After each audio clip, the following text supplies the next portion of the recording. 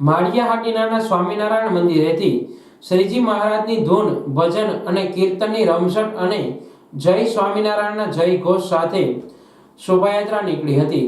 બહોળી સંખ્યામાં હરિભક્તો સાથે શહેરના મુખ્ય માર્ગો પર થઈ આ શોભાયાત્રા મેઘલ નદીએ જ્યાં શ્રીજી મહારાજે પોતાની હયાતીમાં સ્નાન કર્યું હતું તે મહારાજની છત્રીએ પહોંચી હતી, જ્યાંથી મહારાજને નૌકા વિહાર કરાવવામાં આવ્યો હતો અને આ સાથે પ્રસાદીની જગ્યાએ પણ સ્નાન અને જલ વિહાર કરી હરિભક્તો ધન્ય બન્યા હતા। બાદમાં સ્વામિનારાયણ મંદિરે આ શોભાયાત્રા પરત ફરી સત્સંગ સભા અને ફરાળ પ્રસાદીનું સુંદર આયોજન સંચાલકો દ્વારા કરવામાં આવ્યું હતું। દર વર્ષની જેમ આ વર્ષે પણ અહીંયા માળિયા સ્વામિનારાયણ મંદિર તરફથી જલજીર્ણી ઉત્સવનું આયોજન કરેલ છે। સ્વામિનારાયણ ભગવાન જ્યારે વન વિચરણમાં નીકળ્યા ત્યારે અહીંયા ભગવાન આવી અને અહીંયા સ્નાન કરી સૂર્ય ગંગા નદી અને અહીંયા પીપળાથી બેઠા હતા, ત્યાં તેનો મહિમા છે।